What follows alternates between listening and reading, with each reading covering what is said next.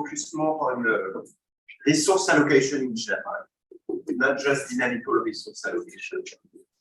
And I will kind of forget about all the stochastics, and I will just show you some kind of classical and really important resource allocation problem and how to solve them using convex optimization and stochastic approximation in a distributed way. Okay.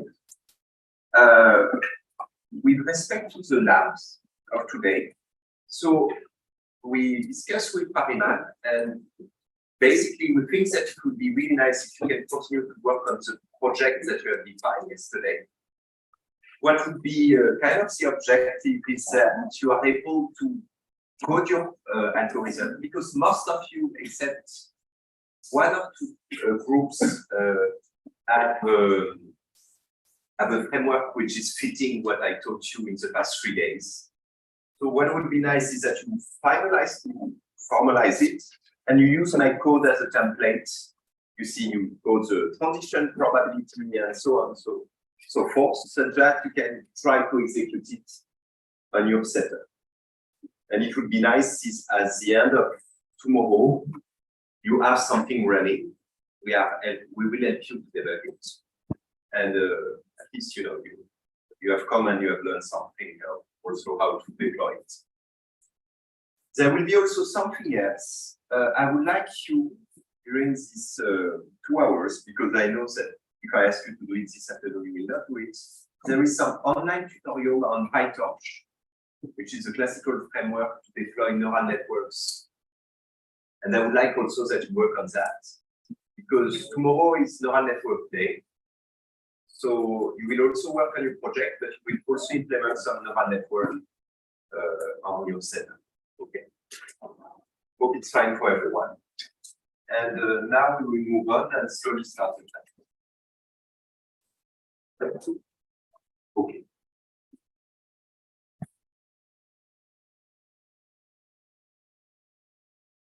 Because I realized that some of you didn't have also notion in the optimization and also dynamical system. What I will just do, because when you do stochastic approximation, you actually need that, a quick reminder in optimization and different flavors. Okay. I think this will be the first half an hour. And then we will study two classical, resource allocation problems. But in some sense, we have killed the stochastic.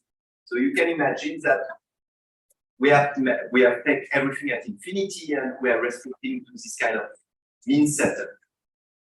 Because I guess that now all of you have understood that basically the entire trick is that to increase your population size and hope that there is a kind of law of large number kicking, and then you solve just a deterministic problem, and then there is a story of the mapping, right? Right now, we'll just focus on the deterministic part and how to solve it. And this is actually what people in networking have done in the past 40 years, right? Because handling the stochasticity is actually extremely hard. And the results that I presented to you in the last 3 days are just pretty recent. So that's okay. So I'm obliged to go back to some classical definition, right? So I'm not talking about derivatives, but I'm talking about gradients. And I'm talking gradient of a vector value function. So you have a function f, which is going from Rn to R.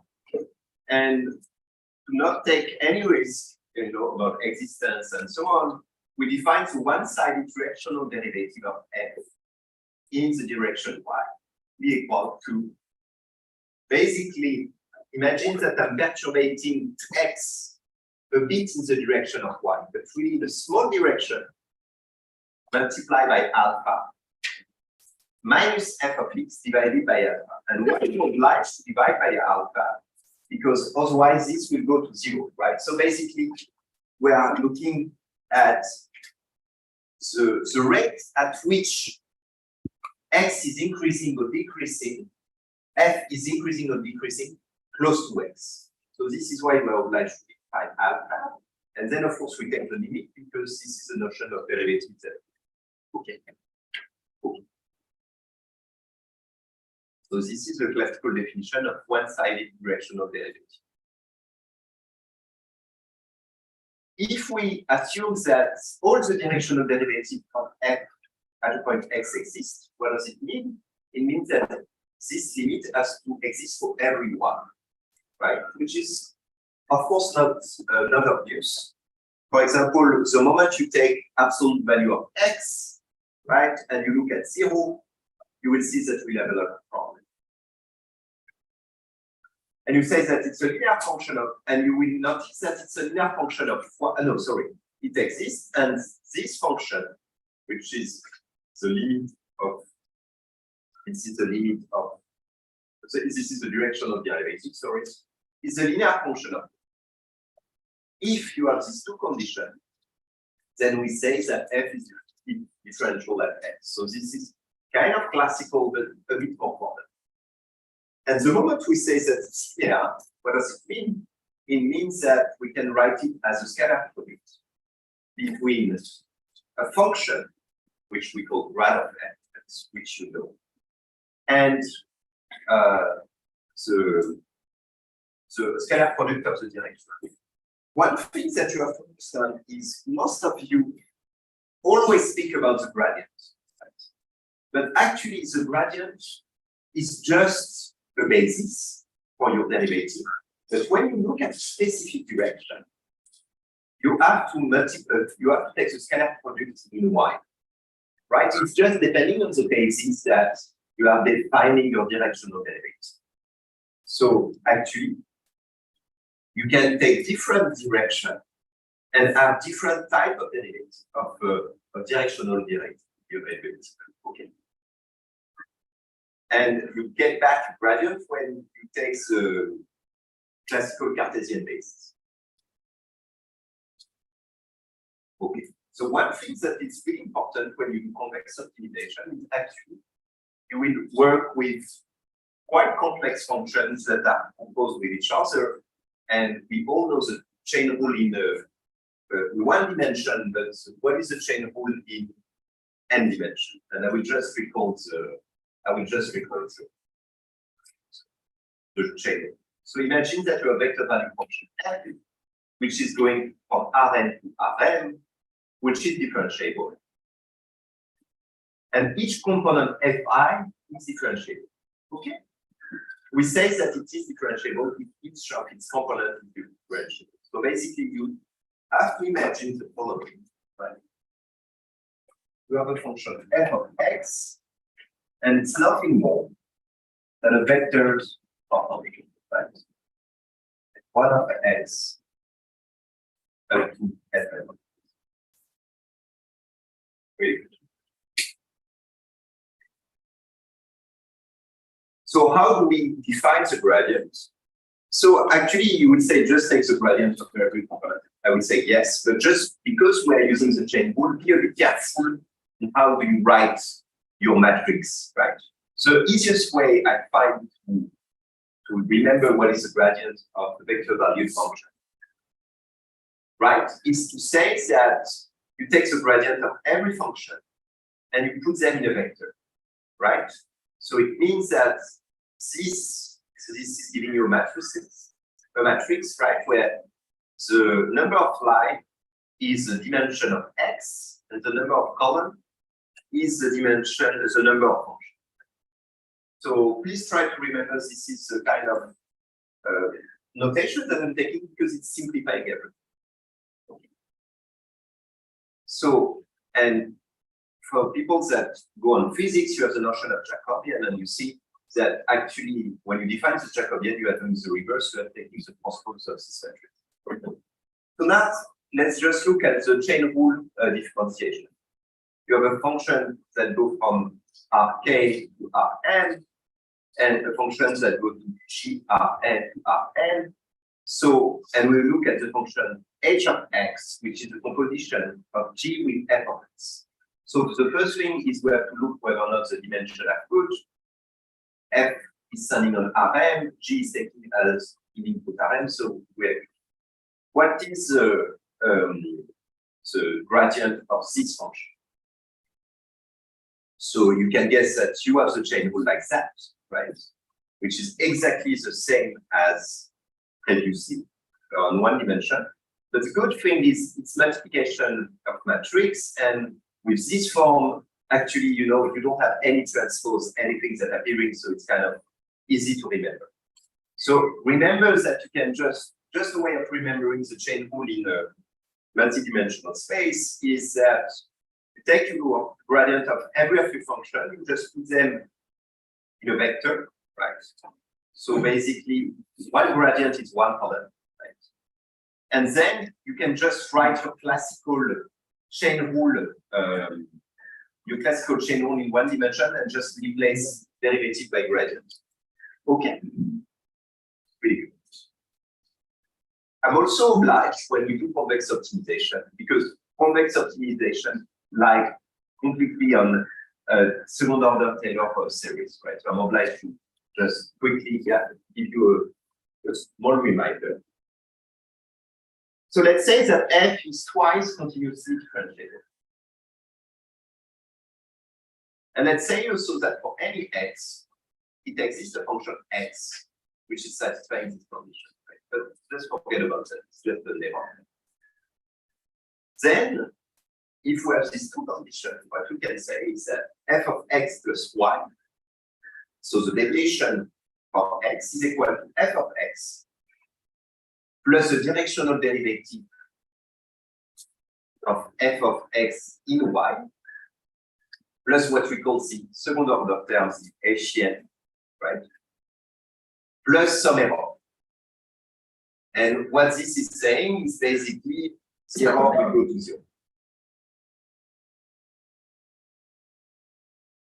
There is also a famous theorem that say how to kill this error. Right? There exists always an alpha in 0, 1, such as f of x plus y is equal to this part, plus a linear combination of the two. And therefore, you don't have to deal with it. I'm not telling you what is this alpha, but I'm telling you that this alpha is always existing.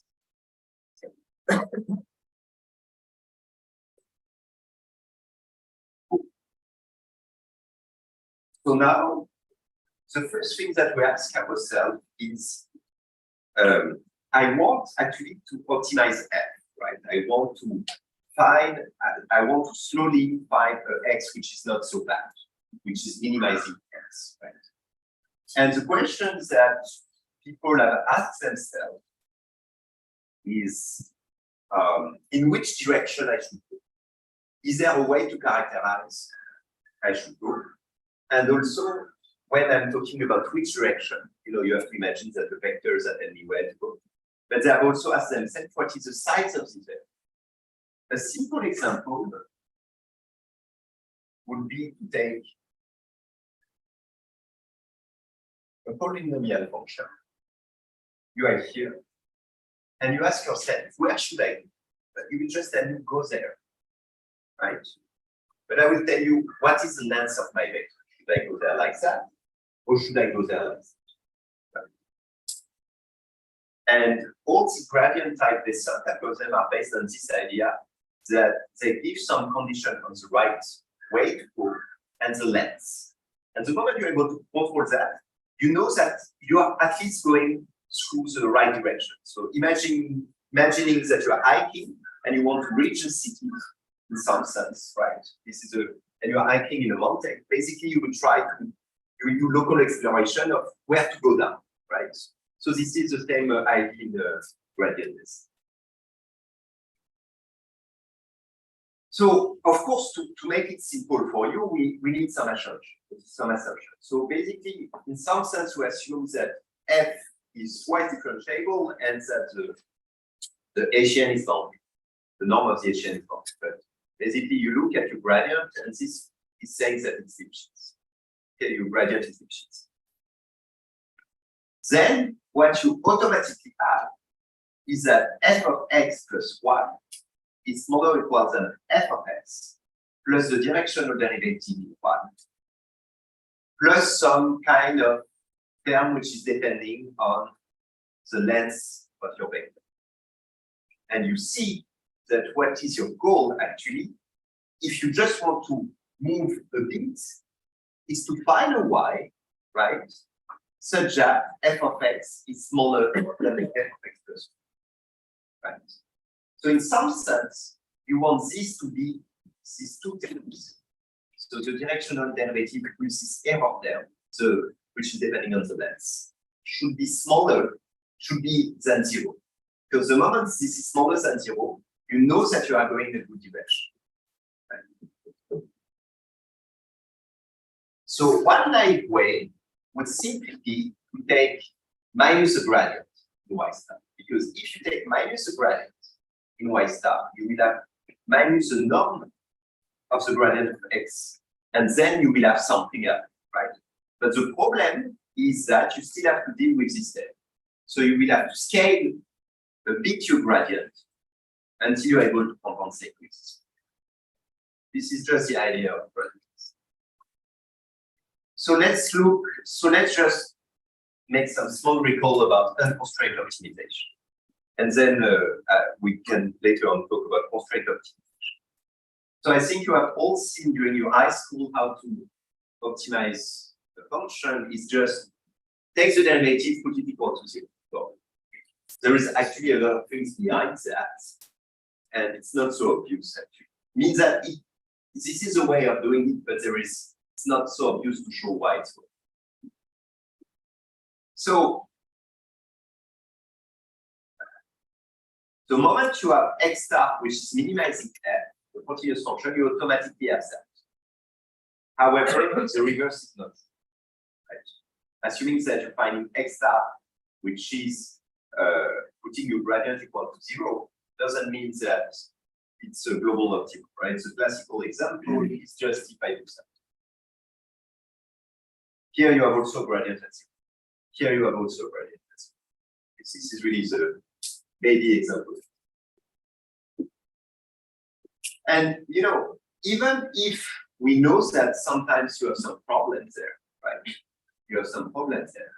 Most of the people just focus on studying finding 0 of this function, solving this. And you know, people will tell you that yes, global optimum is good and so on.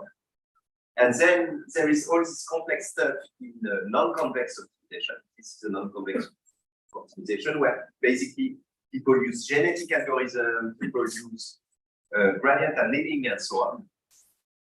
And at the end,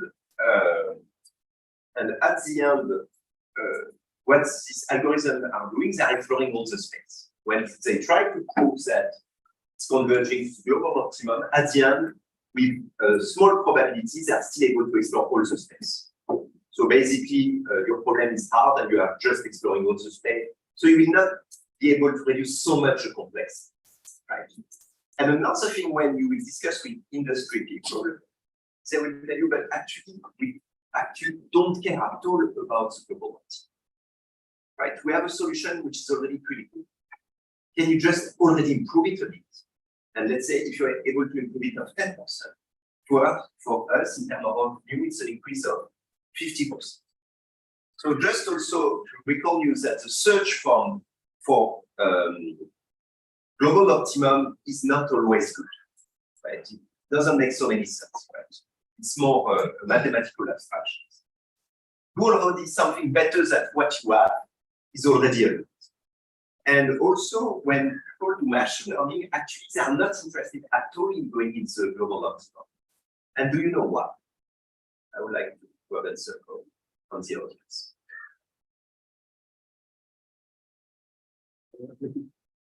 In some sense, but can we elaborate a bit more? Okay, so you have a fake model which is trying to approximate your data, and you don't have enough data. So if you optimize completely your model, you have the phenomenon of overfitting, but also you are trying to approximate with not enough data, with an unrealistic model, and therefore, most likely, you will learn a wrong model at the end. So this is why people do this kind of early starting and so on, because they know that they just want to improve a bit their prediction. And they know they cannot do more, right? Because the neural network has not enough power. So this is also, it's related to overfitting, but it's also just misspecification of the model. So you are working with the wrong model, but you still want to do something not so bad. Okay. So one thing that you have to note is, and this is what Matt mentioned has worked a lot on,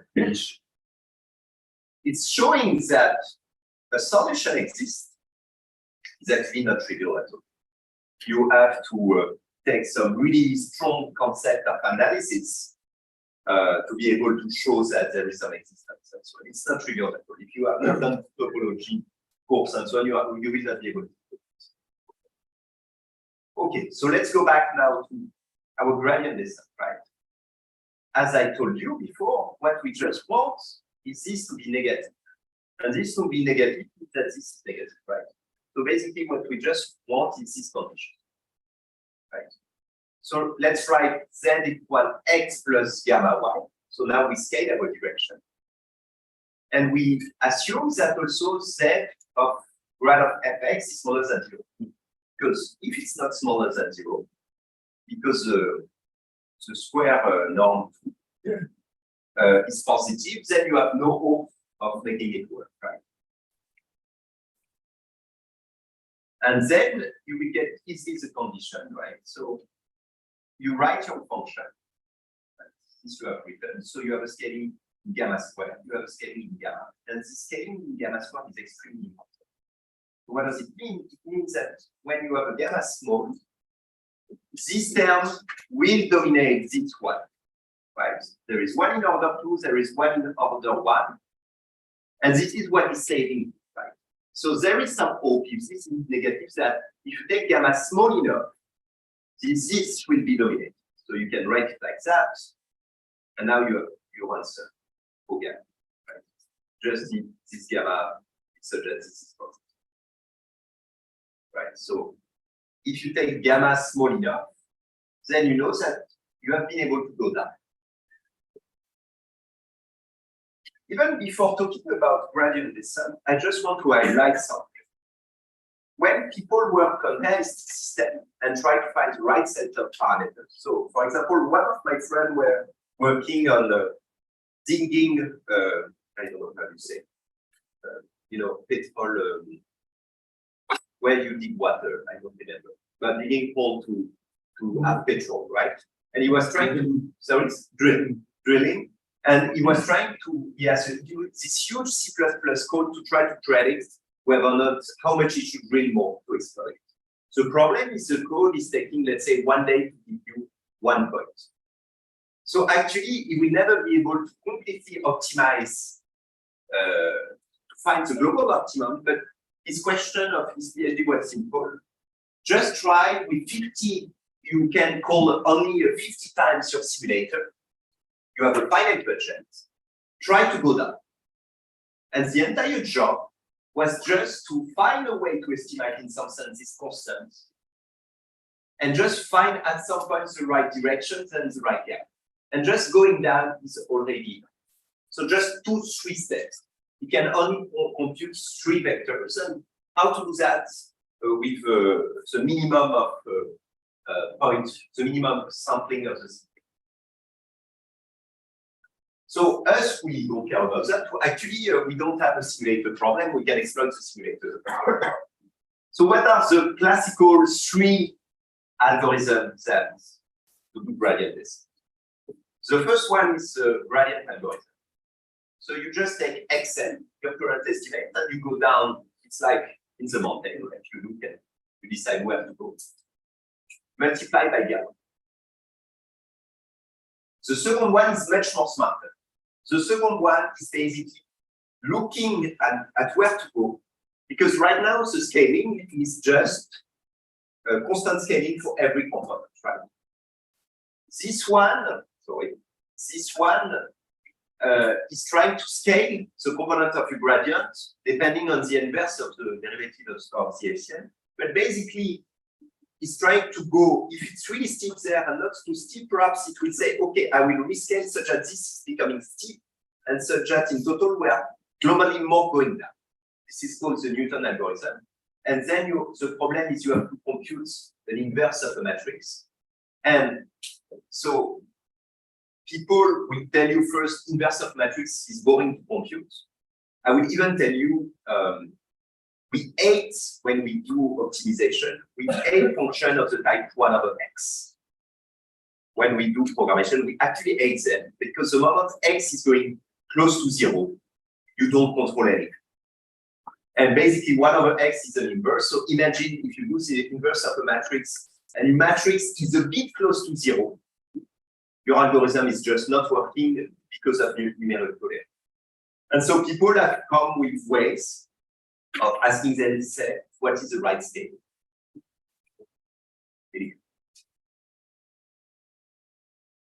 So, and you have this famous theorem. I will just keep the assumption, but basically they say the moment you're able to find a descent such that the conditions that I said before is working, and this is another condition that can be realized, then you know that you will converge to a point where xn is equal to 0. Okay.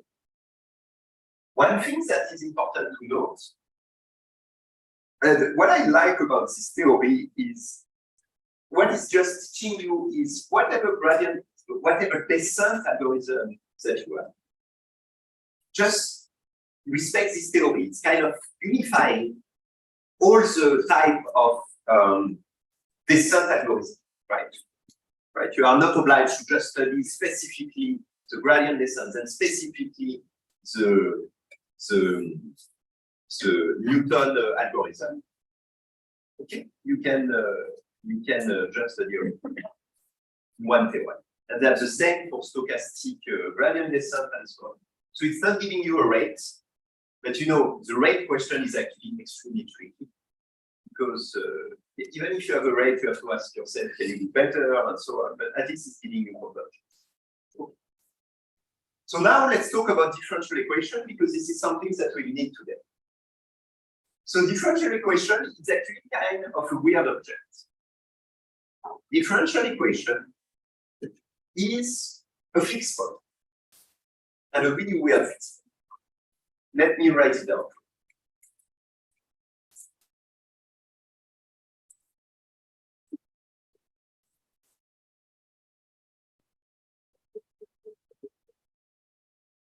So it's a fixed point in a functional space.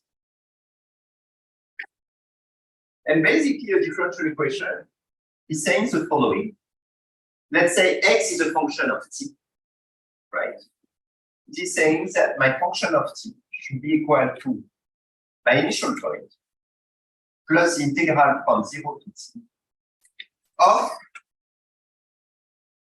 my function in S.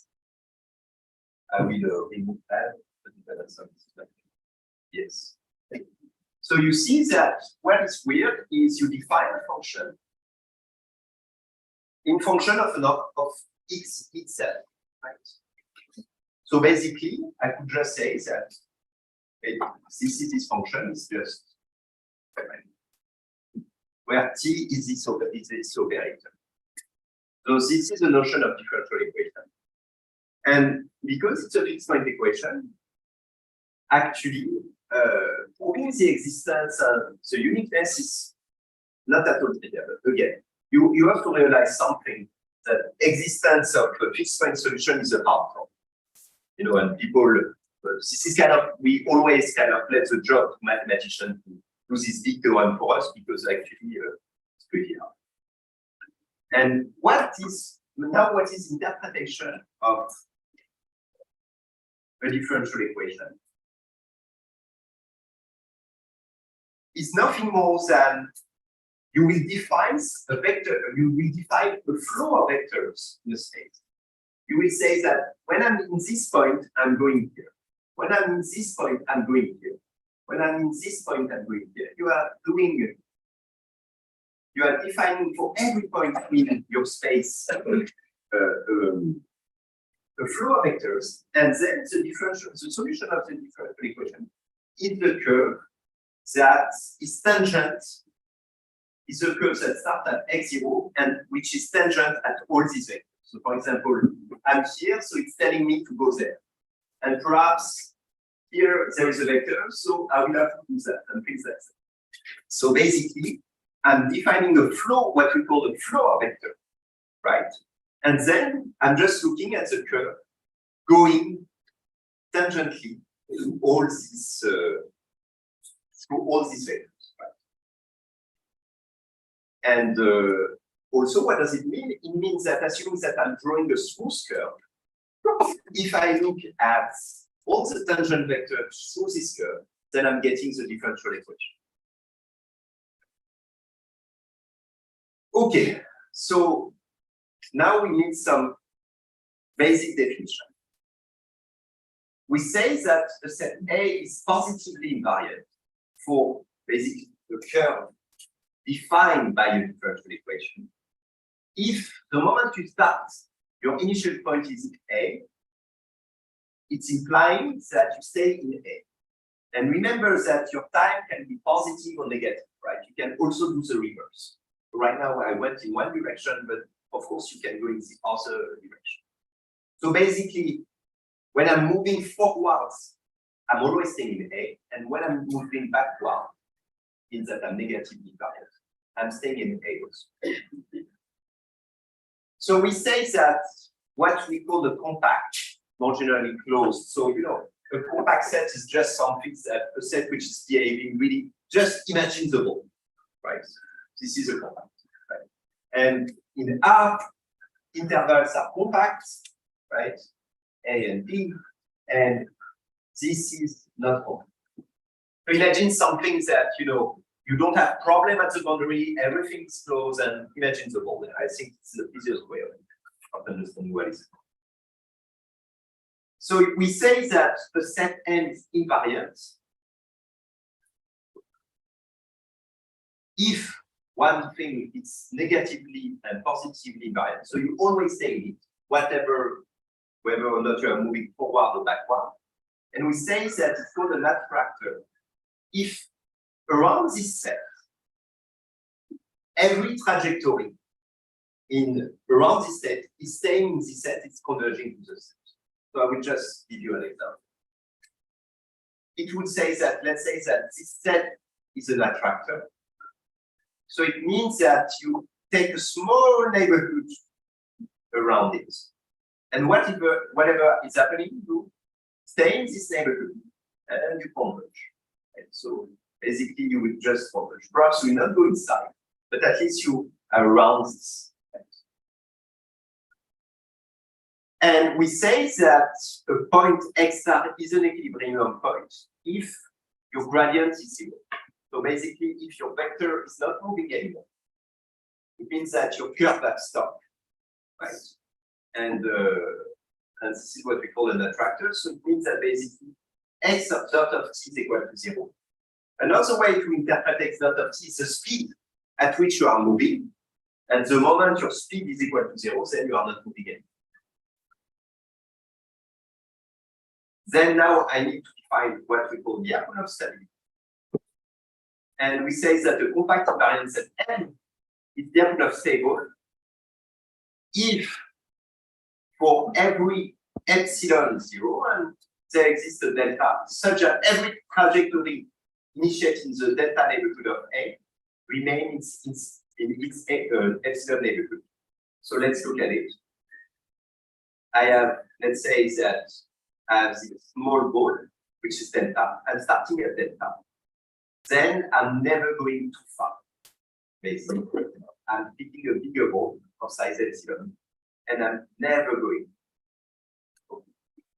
And a compact invariant set said to be asymptotical stable if it's both diagonal stable and an attractor.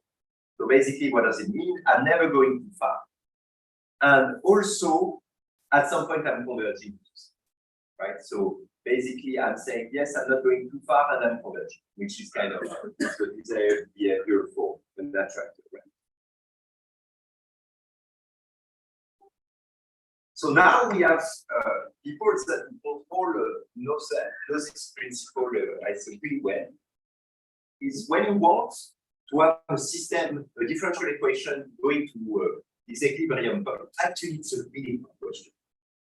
What is easy to do is locally study its behavior, but actually we want a global result, right? And this is a global result. If you are able to find a Lyapunov function which has good properties, and such that basically the gradient of the Lyapunov function, the scalar product of the gradient of the Lyapunov function with the speed of your system is smaller than 0, then any trajectory must converge to the largest invariant set. So basically the set which is behaving well in terms of attraction property, where the gradient v of x of t and f of t is equal to 0. Okay, so this or the same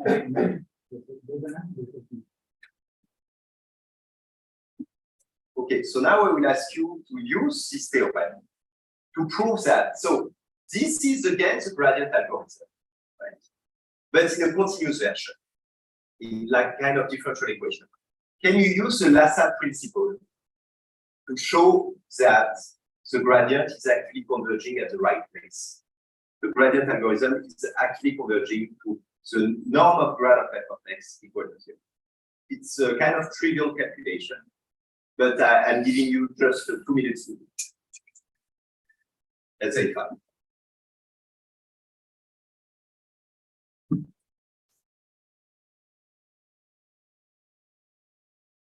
Who knows all this stuff? Just I want you to know. Can you raise your hand? Okay, because you have done stochastic approximation.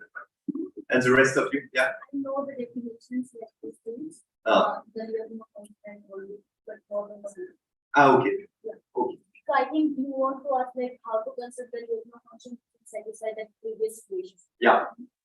But it's trivial. So the trivial is like half x squared. No.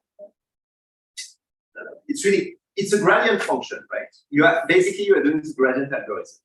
So what should be kind of the functions that drive you? What are you trying to optimize when you are doing a gradient? When you are doing a gradient algorithm?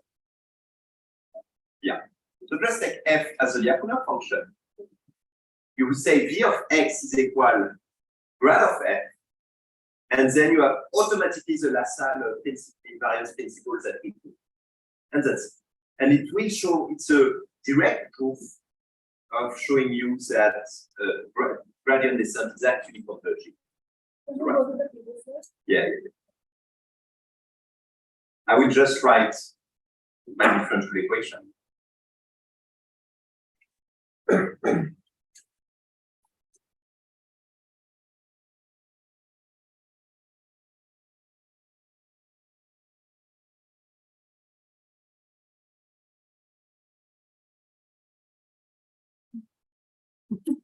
Yeah, then it's satisfying what the condition like the negative is Oh, it's direct, actually. The only thing that you have to assume is this. So this is just to ensuring what does it mean that x is going to infinity, norm of x is going to infinity, just think of x squared. That you don't have any incentive to go to infinity when you explore. You are sure that it's sending you there too far away, so just don't go there, right? And when we just let's look at it, assuming that I'm defining v of x equal f of x, then what do I have? I have to have grad of f of x transpose, so it transpose f of x, and this is just equal to yeah, exactly. It's the norm grad of f of x. So this is negative, which is good. And also then you will converge to the largest invariant set contained in x such that the norm of grad of x is equal to 0. And so basically it's what the gradient is. And what is nice, what I like about it is also it's extremely precise on the type of point where you converge, right? This should be largest invariant set, right? So it's telling you that perhaps you will have some points here and there that are not good, but then you will not converge to them. So if we send contains the single point, then we are done. So basically, like we get the full of. Yeah, but having single point is kind of really strong assumption. Yeah.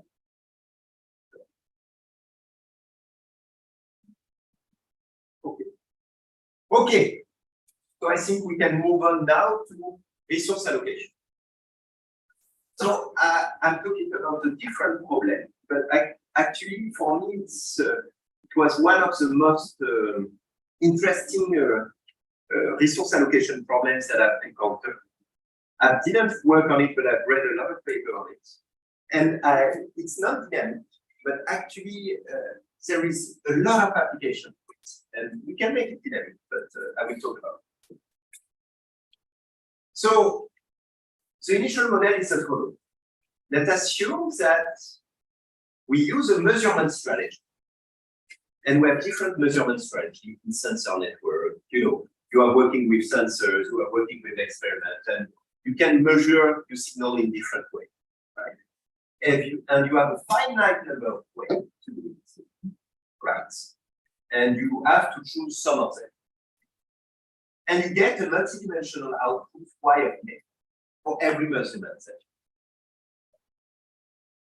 And for now, we will assume that it's coming from a linear model.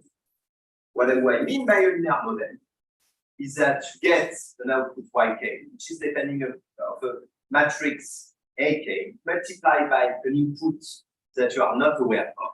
You are actually trying to estimate this. Plus some Gaussian nodes, some zero mean nodes, but let's say it's not. And really, your question is, which measurement should I do, knowing that I have a finite budget, to estimate X as fast as possible? Right? So we will assume that we can only choose three measurement strategies. So the question is, what should be the measurement selected, knowing that we want to build an accurate estimate of this? So, did some of you encounter this problem? You can also think of this as antenna placement. Where should I place my antenna so that I'm able to recover as fast as possible message? You can also think in a machine learning problem, it's which feature should I use to be recovering my hidden states as fast as possible? And I didn't define as fast as possible at all. A is a false. Because the moment A is not known, life is hard. But of course, people have thought about, let's say that A is also noisy and you try to estimate it, but it's kind of, let me give you the context why A is known. You try to estimate, for example, the torque of your car or something related in your car. You are the engineer, right? So you are the engineer. You are designing the system and at home in your lab. You can do enough experiment to estimate A. Right? And then the question is, of course, when you will go on the field, you will not exactly have the right same signal, right? Because it's outside the bench. But still, you know that this is the A, and the question is, this X is in some ways a recalibration value to the field, right? So this is the way of thinking about it. When A is not known, it's kind of another problem because actually to estimate A, you have to kill the dependency in X, right? So what you will do is you will create a set of measurements which are redundant in X, such that you can subtract, X at some point in some sense. You can kill X, and then you have an estimator. So in this kind of model, you can use PCA. PCA is in English it's PCA. PCA, principal component analysis, to actually estimate the A. But there is other ways. And if you want to put some kind of incertitude, so in English, is it correct? Incertitude in English. So it's a randomness. So uncertainty. Thank you. I'm sorry. Uncertainty on A. usually people say, okay, there is some kind of boundary around A, and we will try to optimize, knowing that we look at the worst case scenario. But even what I also want to point it out, this is what we see, is that even when A is known, it's hard. So, let's start with something simple. Okay. Let's say that, let's rewrite our measurement strategy. And let's say that WK is 1 if the measurement strategy K is chosen and 0 otherwise. Okay. And when 1 is using a particular set of strategy W, so basically you have a vector of 0 or 1, we'll have the following observation. You have Y, which is basically equal to a matrix A parameterized by W, your signal and yours. And you have a specific parameterization, but I've just done a simple computation. So, because everything is Gaussian, you can extend actually this using the Kramer-Rao bound. But because everything is Gaussian, basically the Gauss-Markov theorem is telling you that the best linear unbiased estimator is given by take the pseudo inverse of A and multiply by the covariance matrix here, the covariance matrix here, and multiply by this. What does it mean to have an estimator which is linear? So you want that X is equal to P of 1, right? And you want to find the best. And the theory is telling you that the best P is just related to the pseudo inverse. And when you look at this estimator, when I told you what is the quality of this estimator, right? But the quality of this estimator is related to the variance of this estimator, right?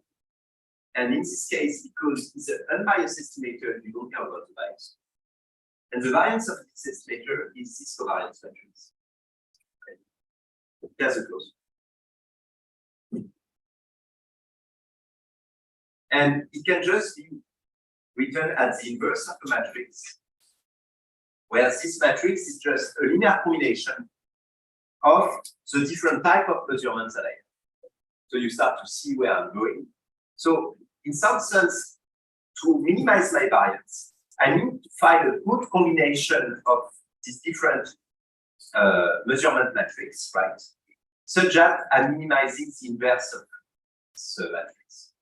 So I'm speaking with big words, but a lot of things that are left undefined. Do you know how to minimize the matrix? Here I go, right? Because the matrix is multi-valued. So there is not a good way of doing it, right? But what people have suggested actually is, okay, so, this is what we always do, right? Define a function G, give as an input your matrix, and this should be a good enough measure to minimize this matrix, right? In some sense. And you have the budget constraint, and this is where it's a resource allocation problem on which measurement I should. Okay. Not that your decision is binary. I activate this measurement or I activate this measurement or not. But the question is, what is the good? So, what you would like is the following. So you want 3 properties. Let's start with the last one. You want concavity, right? Because a linear combination of, you want to maximize something of a linear combination of things. And if it's concave, you know that even if you work with integers, you are working with concave properties. So you are, in terms of optimization, it will help you a lot. So this matrix, right, because it's covariance matrix, are positive definite, right? So that you can define some kind of ordering between matrices, right? So it's not a total order in the sense that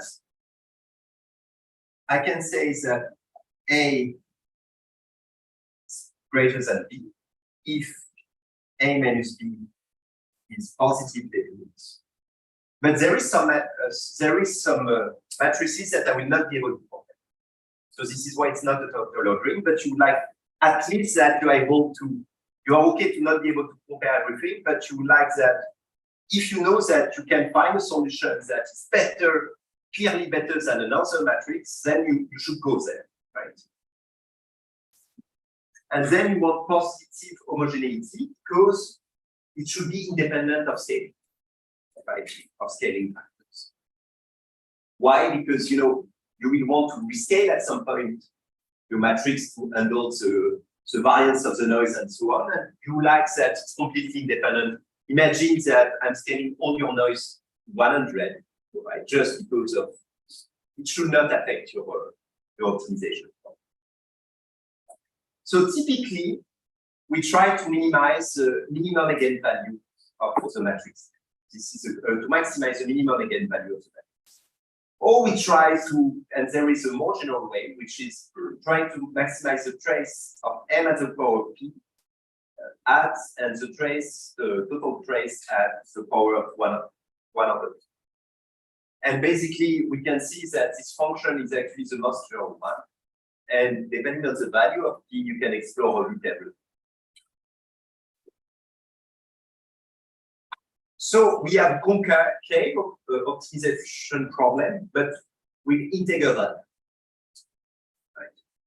The problem then is that this problem is NP hard.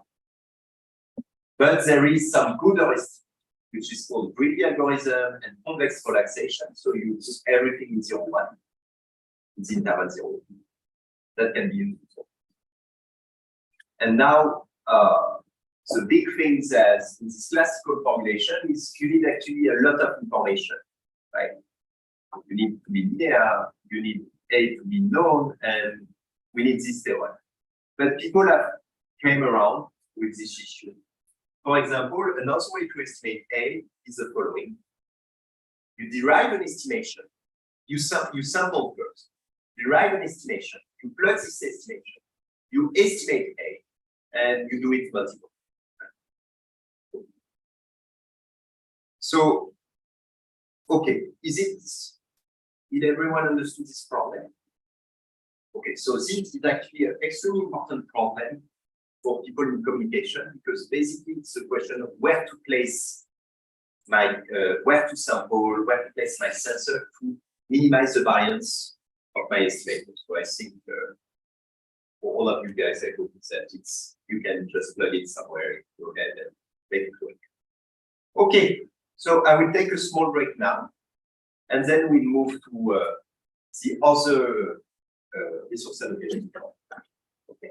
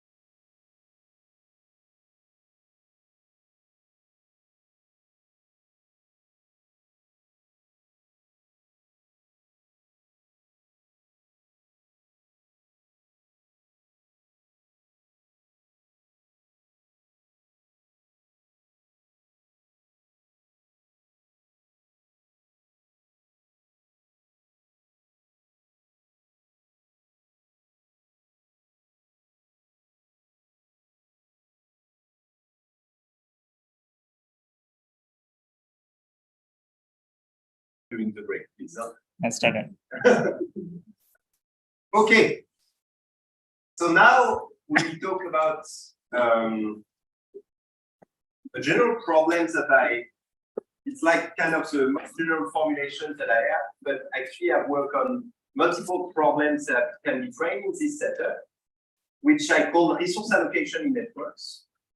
And in the most general form, what is resource allocation in networks is the following. You have a resource U, which is in a set of constraints, and you have some node I.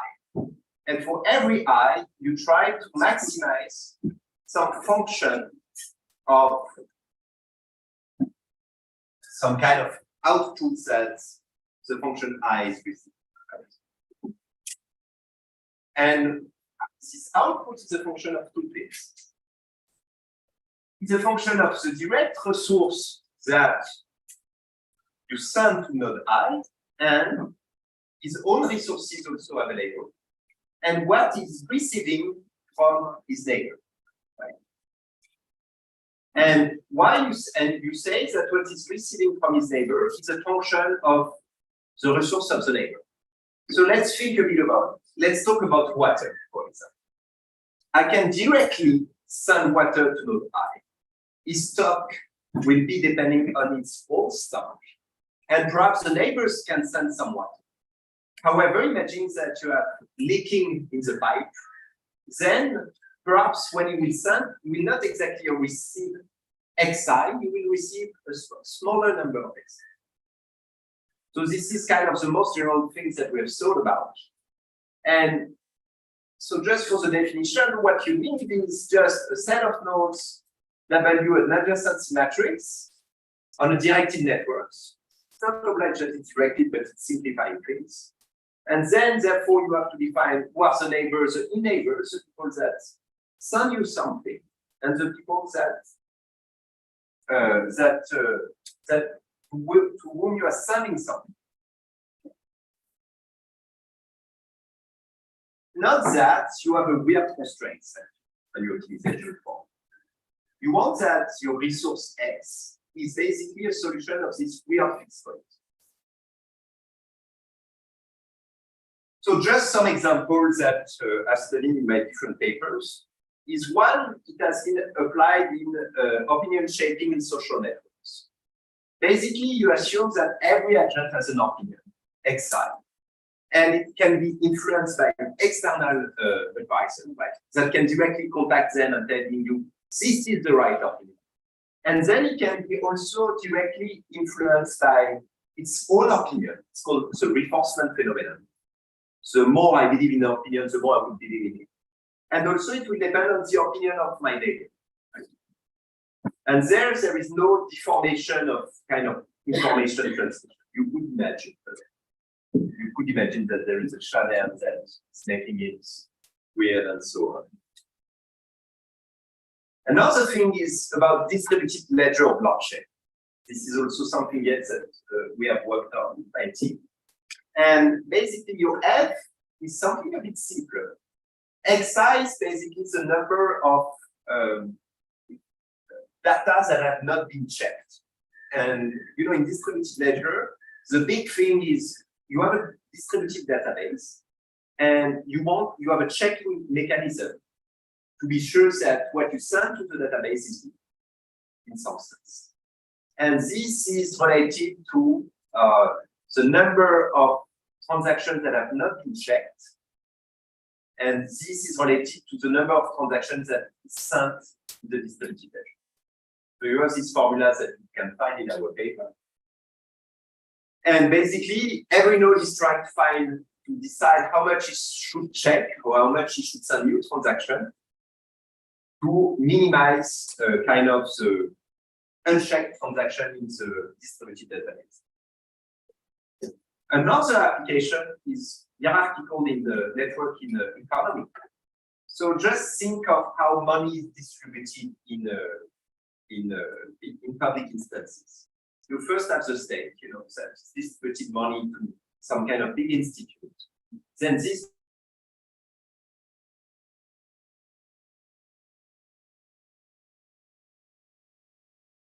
money is split between the departments, then some prof also is splitting and so on, right? And sometimes when we see that there is a problem, the government can directly send money, can bypass the entire process and just give directly some money to a person or things like that. The question of these big networks is that there is multiple challenges.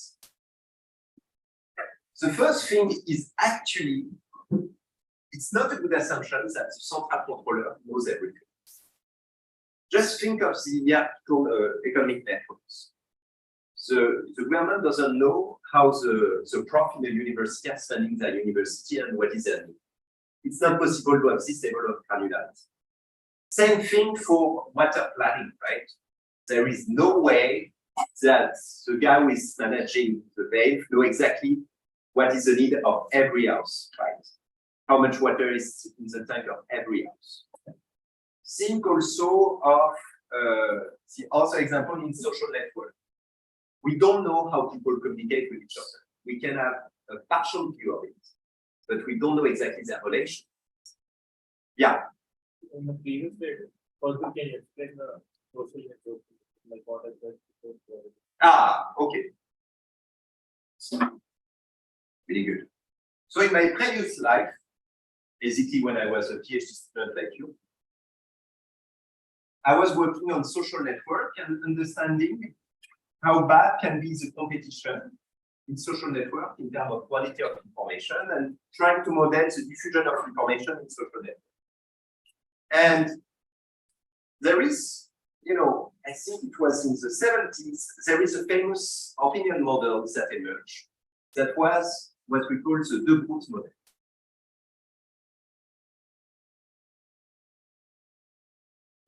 What the De Groot model is saying is the following. I have a graph.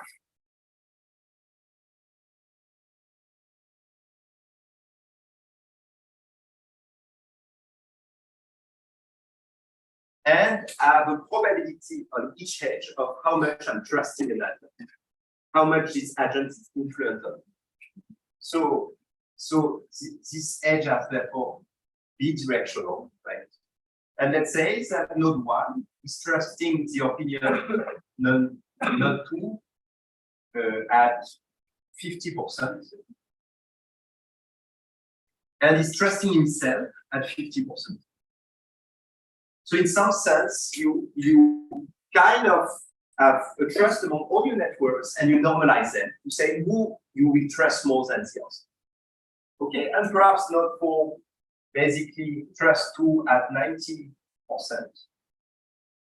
not 3 at 10%, and 0% you trust. And what the De Groot model is saying, so let's say that xi T is the opinion. So we talk about binary opinion, so basically 0, 1, right? We say that xi T is the opinion of node I at time t, and we just say, so the De Groot model was just saying that basically takes the average of opinion of your neighbors, including yourself. So my opinion is the opinion of my neighbors, weighted by the ones that I trust and the ones that I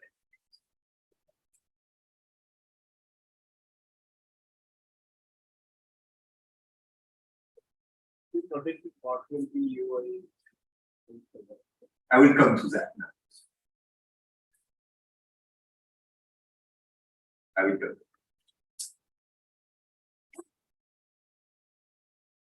So this, I hope you understand that this is just my opinion. I'm sticking to my opinion, so this can be directly included there. Okay, hope you understand.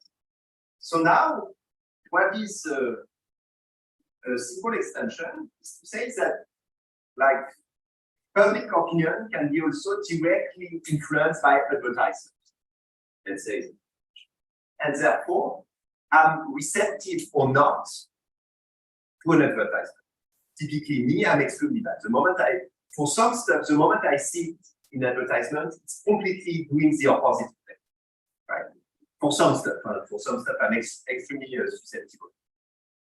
And so therefore, we just say that you have the coefficient of how bad or you can be influenced by advertisements directly, which is basically a function of how much money the government is putting to directly influence you. You can imagine something a bit more complex.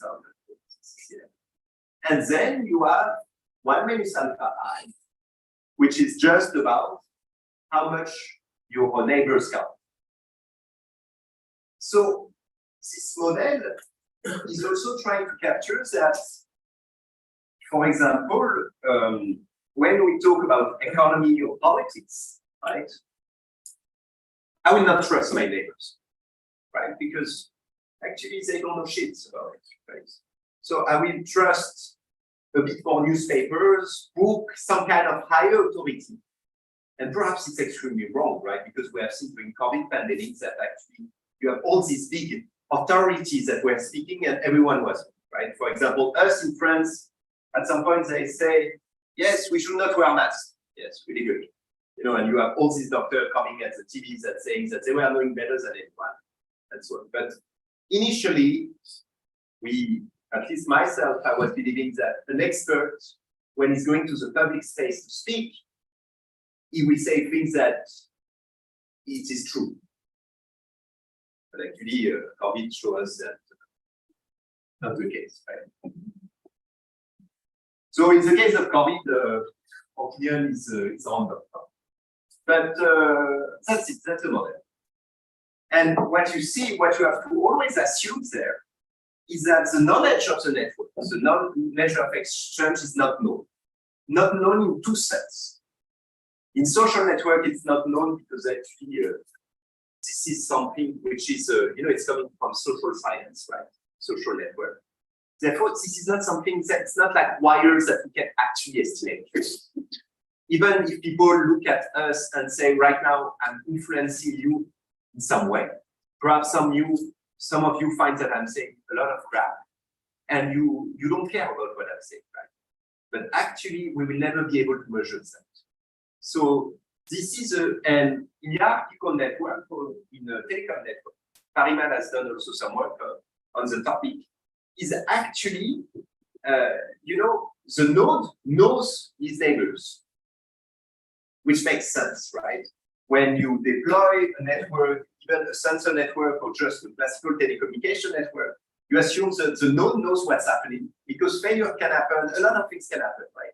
A guy can come and repair it and things like that. But the total controller doesn't know. And actually, it's a really good thing that he doesn't know. It's just to respect also his privacy.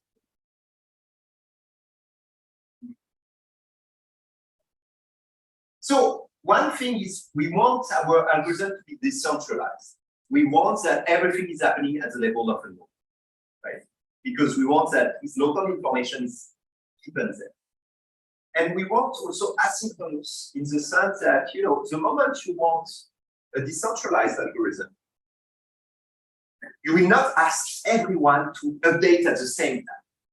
There is no way you can do that. So you want something which is robust, where people can send their feedback whenever they want, as long as they are kind of in the same time scale. In the sense that I'm asking you to send me the feedback in the hour, right? But if a guy is sending me, everyone is sending me a feedback in the hour, in some sense, so in 2 hours, and another guy is sending me every week, of course, we cannot handle this type of situation, right? But we say that it's asynchronous, but in some sense, statistically, you are working at the same speed, but will allow some randomness. And as I said, how to extend such algorithm when the agency matrix is unknown. So the unknown part, I will not talk about it today. Either tomorrow, it's one of my papers. You can just look at it, but it's kind of, I'm trying just to be busy. Okay. So just a brief recall, because I'm teaching that, so I'm always feeling obliged to remember, because people are never clear about what is a distributed system and so on. I will just recall you about it. So what is a distributed system? So you have to imagine that it's just multiple computers connected through a network and trying to solve a given problem. For example, 20 years back, what was a big problem to solve is coordination. Every computer has a byte, 0 or 1, and they try to agree of what is the true byte when you do. So this is called the consensus problem. Okay. Why we need a distributed system, and why means that why we need nodes that work in a distributed way, and not one guy who is ruling them. Can some people give me some information about why?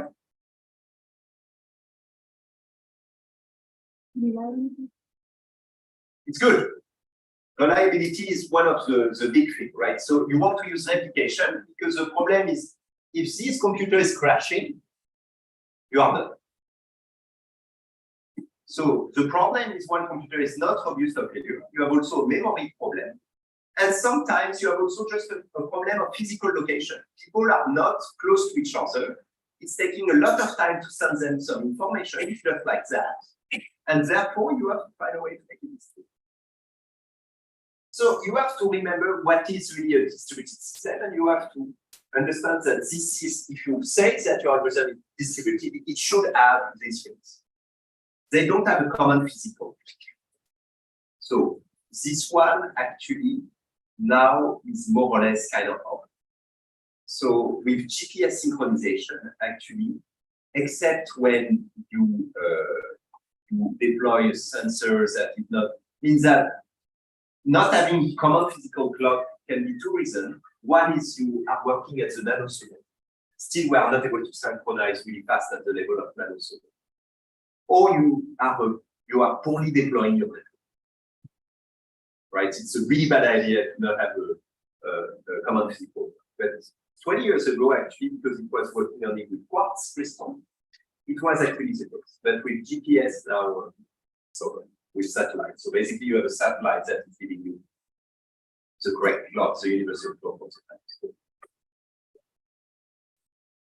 You don't have shared memory, right? So everyone has his own memory. So usually not so much. You have geographical separation. Right? So you cannot put all of them in the same place. And also, and this is really important, the entities are autonomous and heterogeneous. You have heterogeneity. So in the sense that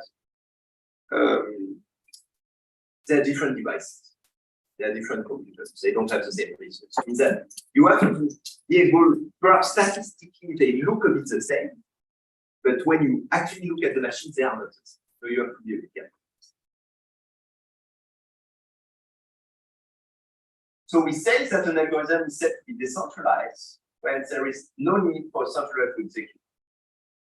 And an asynchronous algorithm is an algorithm that don't need a common central clock to execute. So I'm telling you all that because I'm sure that all of you want to say that you are doing distributed algorithm that are centralized. Please don't use this word wisely and just use it with correct definition, right? Okay. So how to do that? Actually, basically, we will try to solve the problems that I defined there, right? In an asynchronous way and distributed way. And people have already tackled this problem with different type of constraints. So there is a primordial saddle point algorithm. And for a particular case, so linear constraints has been used to study a lot. So linear constraints, a lot of things have been done. Non-linear constraints, actually, one of the best works that I know is actually the one of Pariman, but which is in a particular context. Then you have what we call the push-pull method. Then non-linearity has been tackled also when you study some probabilistic constraints. But kind of the general non-linear setup has not been done, and we were at this time kind of the first one trying to do it. So before going there, I need to give you a bit an overview on a different type of algorithm. So we have seen gradient descent, right? The problem of gradient descent is a deterministic algorithm. So now let's go back to more complex schemes, which are called stochastic approximations. So This is the most general framework of iterative algorithm with nodes. When you want to study a stochastic iterative algorithm with nodes, just look at stochastic approximation theory. Stochastic approximation theory, what are the easy steps that it can tell you is convergence. What the easy things that it will not tell you is speed of convergence. Rate is always complicated, but knowing that we converge is kind of the things that we know, right? And we will actually, in 3 slides, we know this is kind of the view. So what is a stochastic approximation? What we say is my guess, let's say, at WK plus 1 is nothing more, let's forget about gamma for now, of my previous guess, plus a small update of my guess. And what is this small update?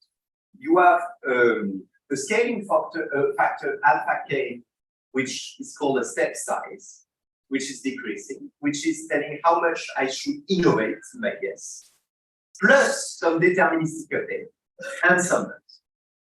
And gamma is what we call a projection operator, which is used just to make sure that we don't go to infinity. This is not always the case, but that's right. What are the classical assumptions? And I will tell you the ones that are harder, the ones that are not. The function h, so this kind of updates the direction where, so basically what this algorithm is telling me, take my previous update and do a small deviation, right, towards the direction, a mean direction, and there is some noise in the decision making. So I kind of go in this direction. I want to go in this direction, but actually perhaps I'll go a bit here, or I will go a bit here, or I will go a bit here. So this is a principle of stochastic. The function h is Lipschitz.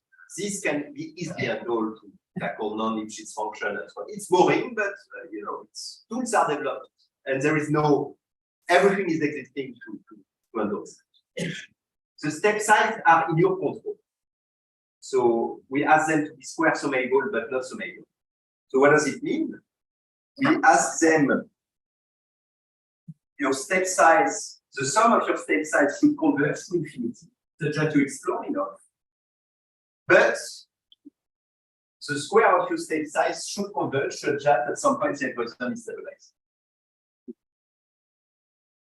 So basically, what we ask is the summation of an AK should be equal to infinity. Such that I'm not stopping too soon. However, the square should go to should be smaller than infinity just to stabilize the algorithm. Okay.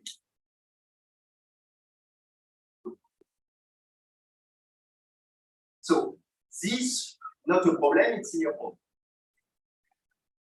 MK is a martingale difference segment. This is a big word, but actually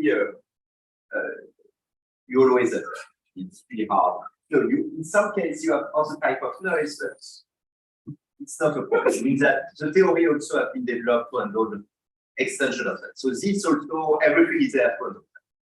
The hard part is if you don't use a projection operator to stay in a compact set, is to show that your iterate are not going to infinity.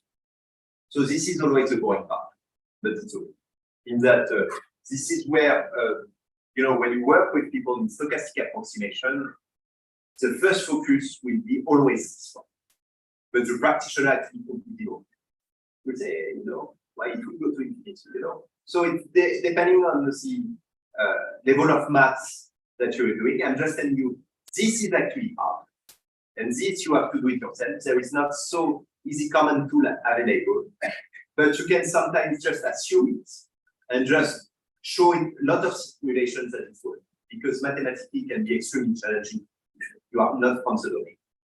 And then, this I think you understand. You have the LaSalle invariance principle KQA. You need to have a Lyapunov function V, right? With all the property of the Lyapunov function, right? So basically, this is the condition of you have to know function when you take f of x equal to deterministic component, h of w. Right? So you look at this scheme, take h, which is the direction, the average direction where you go, and you should have the LaSalle invariant principle, and you will understand now why. So what is, actually this theorem is done by one of your fellow advisors, prof that perhaps some of you know, it's Vivek Borkar. And as he has not the ones that have initiated, but he has wrote a book on stochastic approximation. You can find this theorem there. And this theorem is saying the following, that take your stochastic approximations and kill the noise and look at the OD, right? Which is defined by just you take f of x equal to the deterministic direction. So you compare the two. And what the theorem is saying is that asymptotically, when k is going to infinity, you will behave as this OD, and therefore the place where your OD is converging will be the place where this is converging. Why so? Actually, the intuition is extremely simple. How do we program a differential equation? We discretize them. And we do what we call the Euler discretization. Right? Why so? I will show you.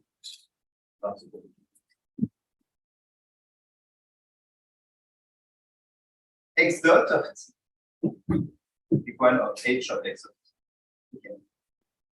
In source, this is equal to lim when delta is going to 0 of x of t plus delta minus x of t divided by delta is equal to h of x of t.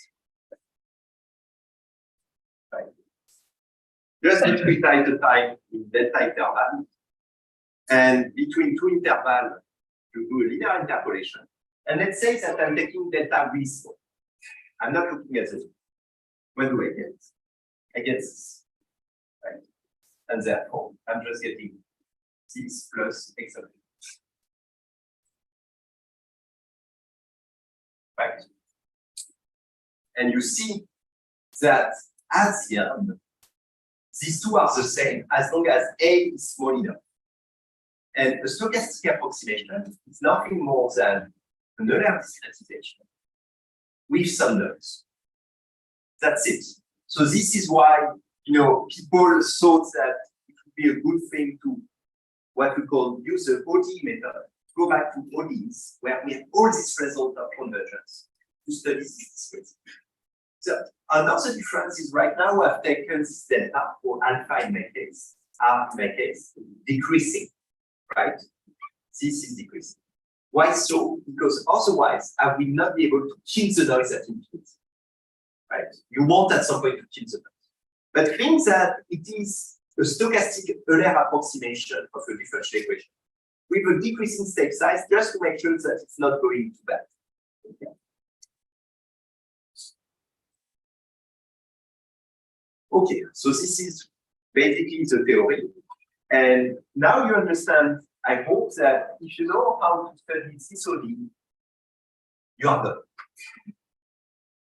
So the first job as a practitioner, so I'm not, we have a colleague in here that is advisor from Kishwa who is, and there is Pat Nagar here that are the specialists of developing tools for stochastic approximation. So, they lack some assumption and say how to work it around. Me, I'm more kind of a user, even if I've done some small theorem. And as a user, my main job is check the assumption, and then I'm focusing on the differential equation. And then I'm trying to make it. Okay. And still already, it's doing papers because, as I said, studying the convergence of a differential equation is actually non-trivial at all. Okay. So the question that we can ask ourselves is why using the OD? But because, usually statisticians are not using the OD because they are more aware of probabilistic tools, but most of you are coming from kind of engineer background. At least you are working in a domain which is related to engineering. So you had physics class, and you know OD. This is a tool that you have been used to study and so on.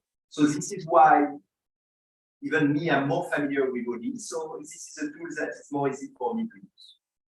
And also, it's giving you a tool to design algorithm.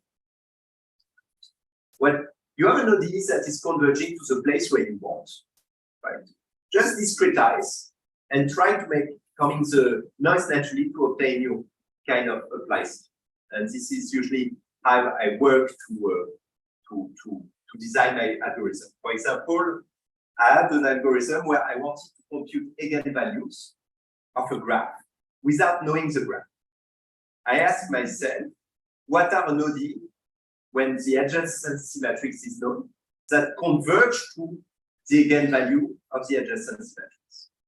So it's called the Oja flow, or it's called the Rayleigh quotient flow. I say, okay, so now I have my OD. So now, how to discretize it and make it such that I'm not knowing the graph, but I'm partly observing it. And then for free subset, I got my convergence result. So it's always giving you a way of designing algorithms. Okay. So let's study a simple proof of asynchronous algorithm. And this OD method will also show you how easy it is to study complete scheme. Imagine that you have I processors. For every iteration k and for every processor I, you have WIK, which is the denotes your data processor I at instant k. We assume that every processor follows the following update rule. With WIK plus 1, you will just take your previous update. And with probability pi, you move. And with probability 1 minus pi, you do nothing. So this is asynchronous, right? Not everyone is updating at the same time. Right. Can you tell me where should converge this? So this is the exercise.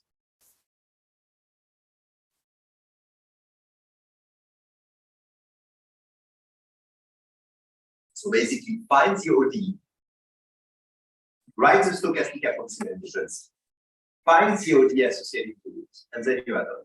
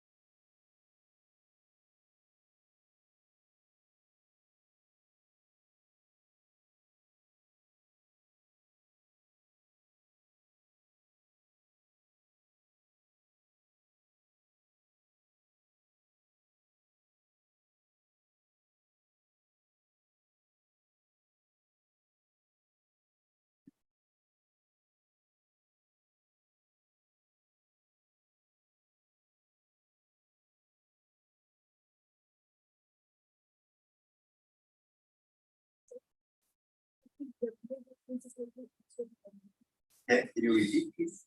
W dot is equal to x of 50, but with probability. W does it no. Not exactly. Yeah, forget the thing.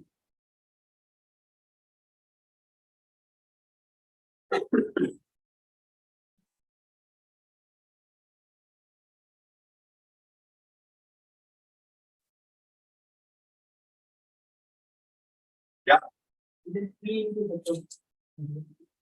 Please feel free to show on the whiteboard as well. No. You know how it works. So the one that speaks has to go for it. A big mistake. Please go. It's a good rule of life. If you don't want to go, you should not speak. Come on, Ishwa. It's a good answer. So please show why it's a good answer.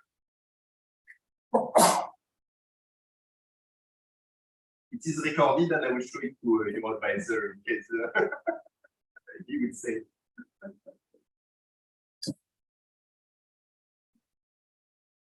You can erase. You have to speak loudly.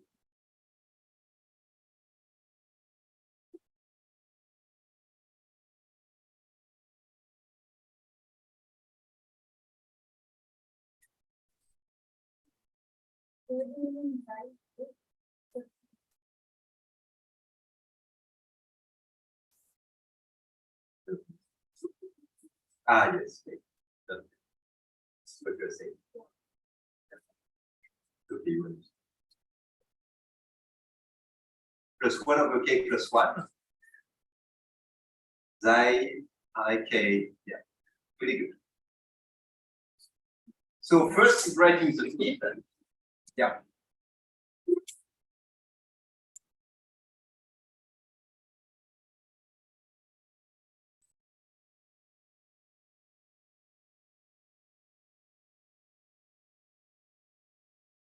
Yeah.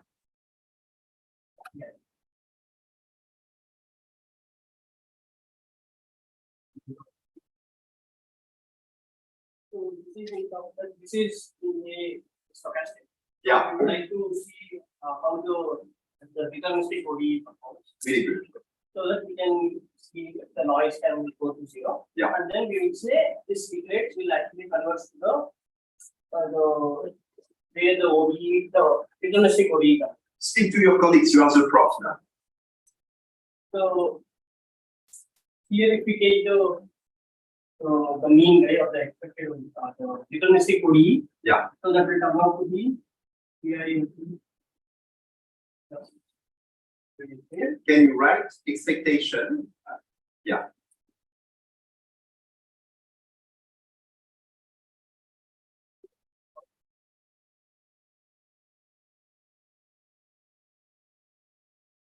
Yes. Knowing you have a condition of expectation, WK.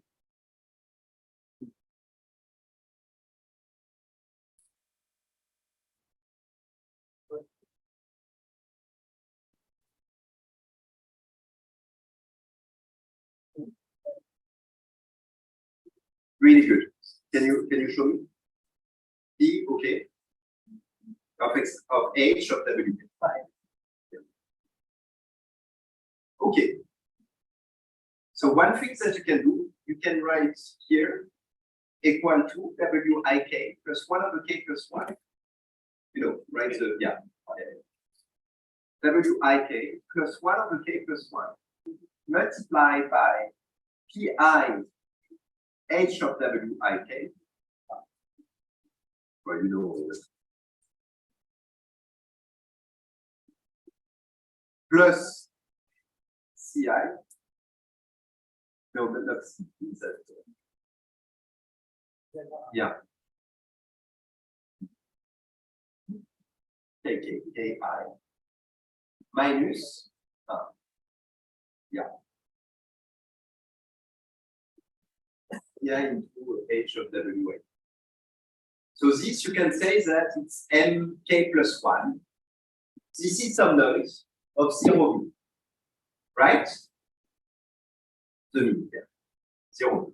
So what does it mean? It's the only thing that you want to look at is TH multiplied by H of WIK, right? So what is the ODE? Can you write it down? So it is in the form which we take from this one is alpha and C. Yeah. So if we compare these two, we get this one. We get, I think, Yes.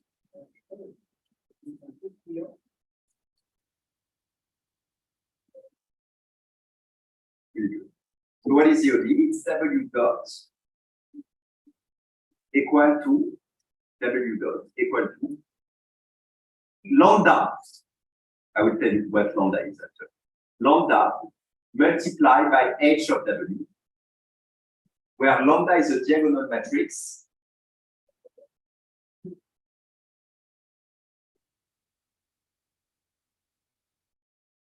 You know what?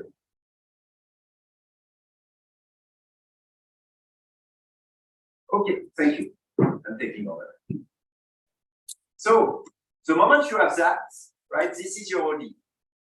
And what the Lassa principle is telling you is as long as all the components of the diagonal of lambda are positive, then it's equivalent of, what you will have is you will have something like minus, so you will have the scalar product of lambda h of w, h of w, which is equal, something like that, which is equal to the summation of,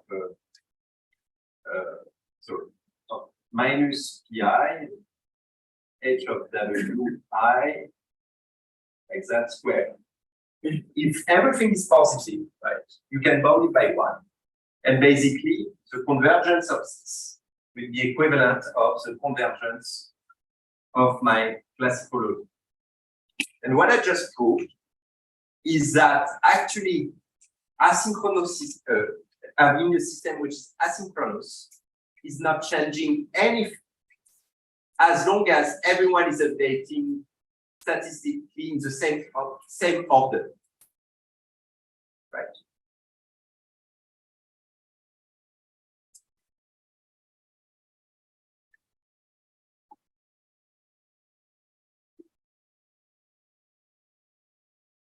Okay.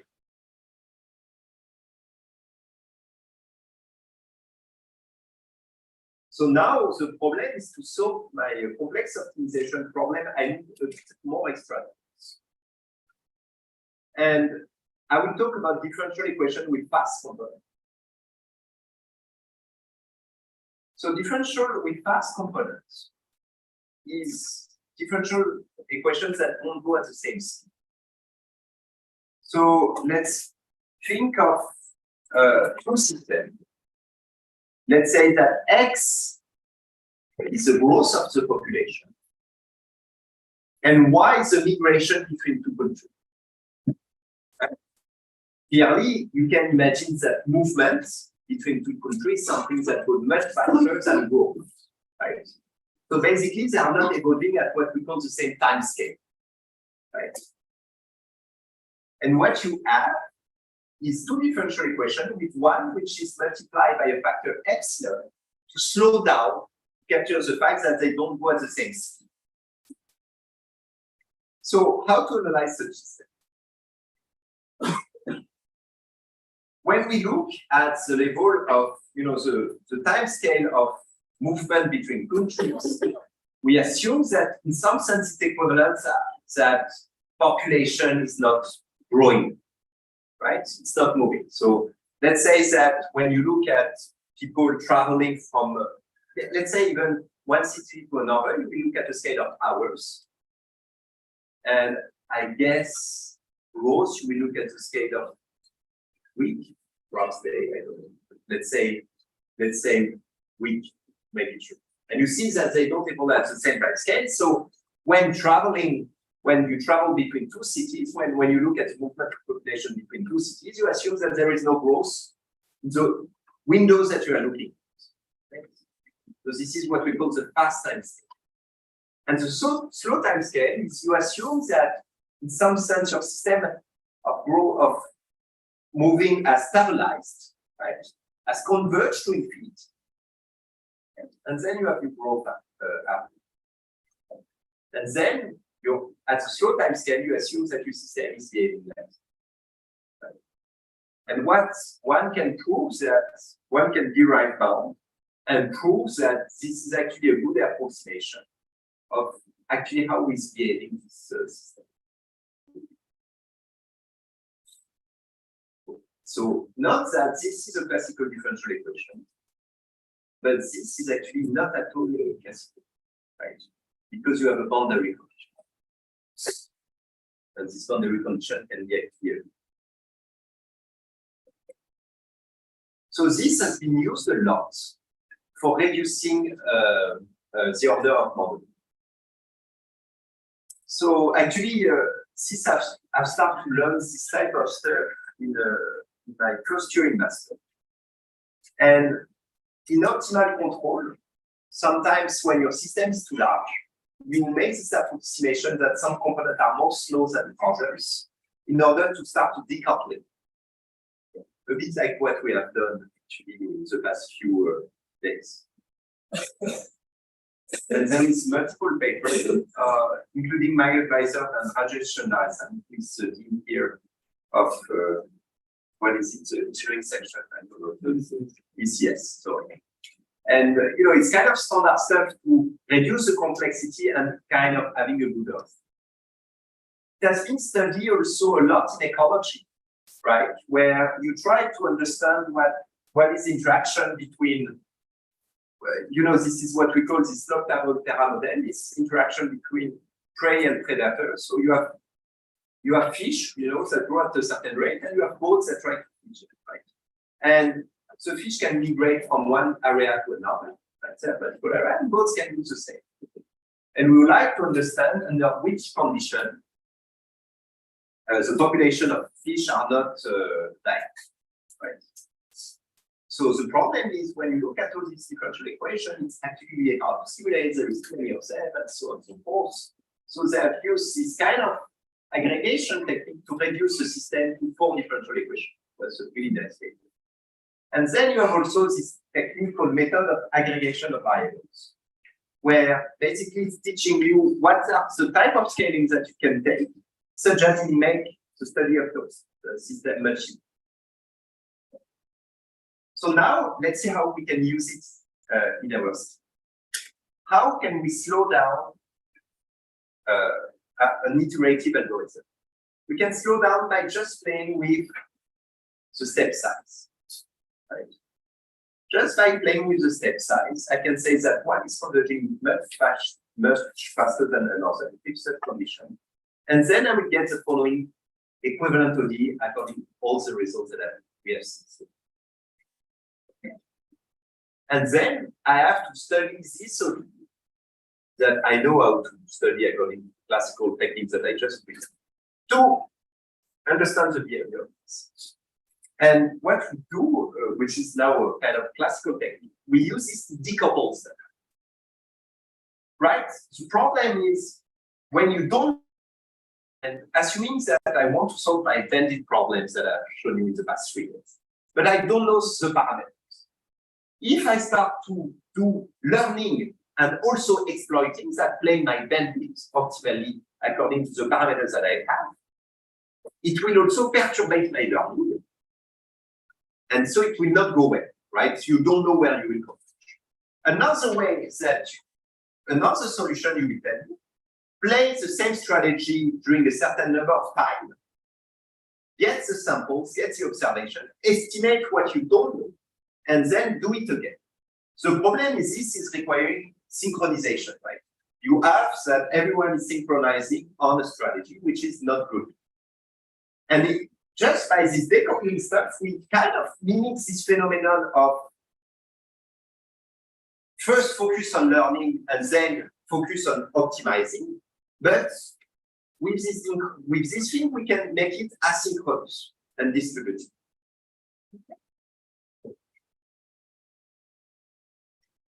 So you see, estimation of a gradient is performed at the first time scale, and gradient descent, assuming that you don't know the gradient. What you do is you estimate the gradient at the fast time scale, really fast. So you put a step size which is converging fast. And then you use the gradient descent algorithm at a slow time scale. It's now something really well done in my domain. So it has been used also a lot in machine learning for consensus, for gradient descent when you don't know how to project on the constraint state. So Gohan has done multiple stuff also on reinforcement learning. And me, I have 2 papers on resource allocation where I use. Okay. One is on social network, and the one is the one that I will present.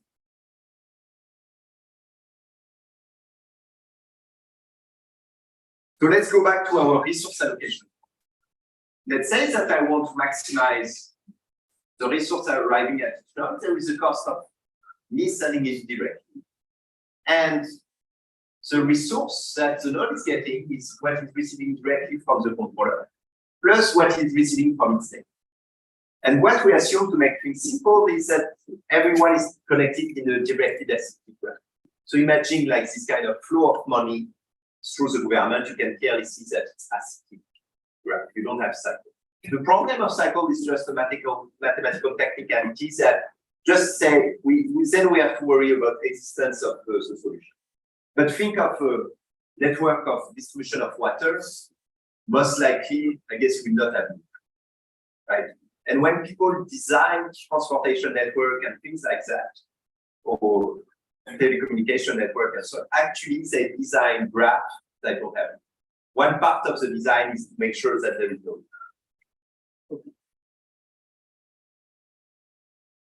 Okay, so this I will not go too much in detail, but just to tell you that the solution of this is equivalent to find x and lambda solution of this. This is called the Kakati condition. Let's not talk about it, but it's classical in convex optimization. But just know that this optimal solution of this is optimal is the solution. You have to find x, u, and lambda satisfying for this. And actually, we have designed what we call the backpropagation algorithm that do the following.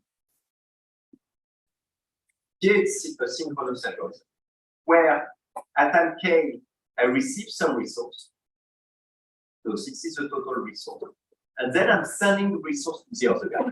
Basically, this is the classical process of sending my resource in the network. And then I will receive a feedback, through another network of an agent. And this feedback, I will call it lambda j. What is the feedback? In some sense, the agent is telling me, I need a bit more. I need a bit less. He will tell me something like that. It's not exactly a bit more or a bit less. It's a feedback which is giving actually much more information. It's giving you the marginal value of where it would like you to go.